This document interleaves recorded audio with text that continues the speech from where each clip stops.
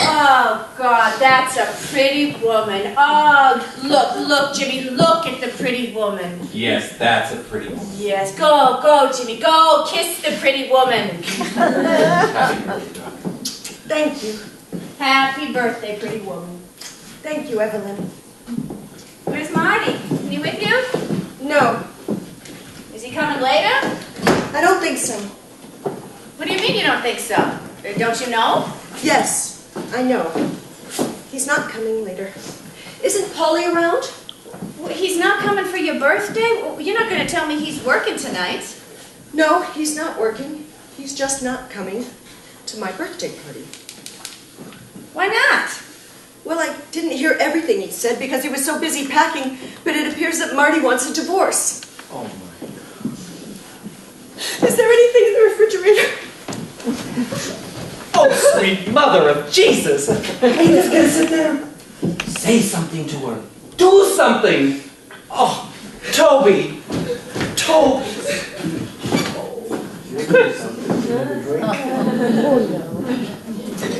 Happy birthday! Where's the birthday lady? In with the great American actor. Do I look all right? Don't count on applause. She's all right. Just give her a couple seconds. Oh, hello, Angel. Don't you look gorgeous? I was thinking about wearing this for your opening, okay? Oh.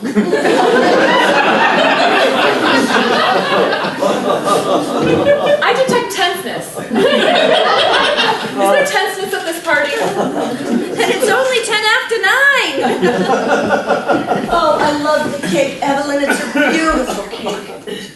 Oh, Polly. How sweet and beautiful. I was the same way. Happy birthday, Toby. Thank you. Polly, I'm so glad to see you. I was so anxious to see you tonight. We never get to spend any time together. I was so hoping we'd finally get to spend some time together, and it's so good to see you. Could you please leave us alone? I need to speak with your mother. Now. I'll study French. Call me when the games begin.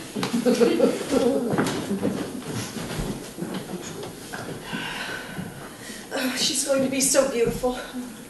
There's nothing more important in a woman's life than being beautiful. Does anyone want to hear about my divorce? Oh, you're not serious. You and Marty just had a fight, right? It was just a little fight. No, it's not a fight. There's going to be an actual divorce. He is, as we're speaking, at his brother's house, the lawyer, getting advice and getting sympathy from his understanding sister-in-law, who ought to know an awful lot about understanding what those two big warts on the side of her nose. I'm sorry. Are we fine, really? Toby, tell us what happened tonight. Don't tell us what you were wearing, just the details. There are no details. There's going to be a divorce. It's that simple. Don't you have any canapes, darling? I seem to have forgotten to eat in all the excitement. So you caught him at the Americana Hotel with a stewardess from Delta Airlines, right? I wouldn't care if I caught him at his brother's house with his sister-in-law or his sister's house with his brother-in-law. It's not another woman. Then what is it? I must have a drink. The ladies need a drink. Oh, I'll get it.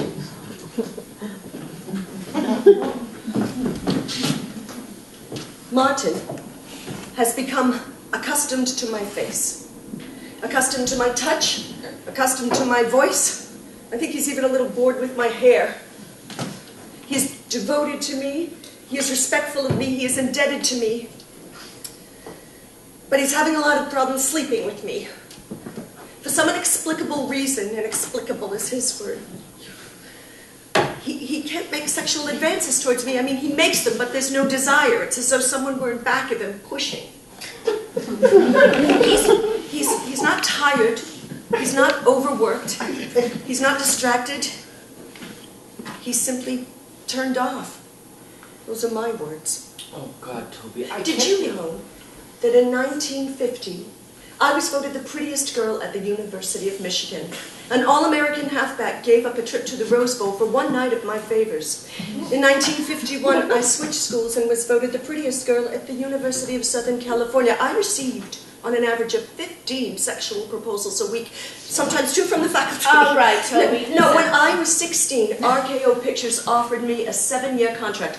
They knew I couldn't act. They didn't care. They said with my looks it wasn't important. And when I was 17, A married psychiatrist in Los Angeles drove his car into a tree because I refused to answer his phone calls. It's in my diaries. You can read them. I still have all my diaries. Please stop. When I was 19, I had an affair with a boy who was the son of the world's largest book publisher. When I was 20, I had an affair with the world's largest book publisher. The son threatened to kill the father, but by that time, I was having an affair with the world's youngest symphony conductor. When I was 23 years old, I had an affair with a member of the British royal household. I slept with him in the British royal house. There's a senator in Washington, D.C., who will vote any way I want him to by spending one morning with me in Washington, D.C. I have had more men in politics, men in the arts, men in sciences, some of the most influential men in the world, desirous of me, in love with me, hungry for me, more than any other woman I've ever met in my whole life. And if that goddamn Cupid, son of a bitch, $400 a week television salesman says he's not interested, then let him get out. I don't need him. Oh, Abby. Jimmy, do something, Rocky.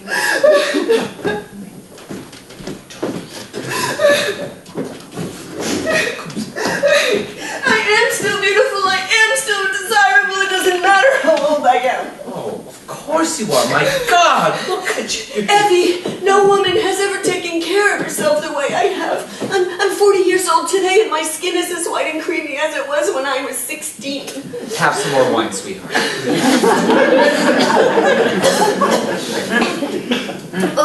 Do you know that when I was at the beach in West Hampton last summer, I was at the beach for 2 months, and never once did I let the sun touch my skin. I had more clothes on the beach, wore more clothes than I did in January in New York. And in Acapulco last summer, the Mexicans thought I was a white goddess. They bowed to my feet in the streets. Didn't I tell you that, Jimmy? Yes, I remember that story. In Los Angeles last December, the boy I had an affair with, the son of the book publisher, he called me up at the Beverly Hills Hotel, dying to see me. So I met him. I met him at the Polo Lounge. And Evie, he looked like my father. My father! And the waiter came up and asked me, and as God is my witness, strike me dead as I speak to my 2 best friends. The waiter asked me for my ID card. Yeah, I don't even think it's 21 in California. I think it's 18. And it's dark in the Polo Lounge, but it's not that dark. It's not. I've been there, I know. I'm not stupid.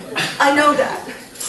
I've traveled a lot. I'm well read. I'm well educated. I've gone to 2 universities. I've had some of the most marvelous, brilliant conversations with some of the most wonderful and brilliant men in the world. But the one thing that they look for in a woman, I don't care what anybody says, the one thing they look for is femininity and beauty. I mean, it's the truth. I know it is. Isn't that the truth, Jimmy? Isn't that what you look for the first time you see a woman? Femininity and beauty? Well, I suppose it is. I'm vain, Evie. I know. I've never pretended I'm not. I spend my whole day taking care of my skin, my body. I buy the world's most expensive creams. I sleep late so that my eyes won't be red. I take 2 baths a day in soft water. I mean, I have a Japanese man come down from White Plains twice a month to do my feet. I told you that, didn't I? Didn't I tell you? Did you know that? I didn't know he was Japanese. Do you know what he said? He comes down from White Plains and he does my feet. He says, I have the feet of an Oriental woman, Evie. Imagine that. Me, from Grand Rapids, Michigan, the feet of an Oriental woman. But I've never done any of it for myself. None of it. It's what Martin wanted when he came into his house at night. Femininity and beauty, it's what all men want. I know it's the truth. So if Martin doesn't want it anymore, someone soon, very soon, somewhere, will be interested. Very, very interested.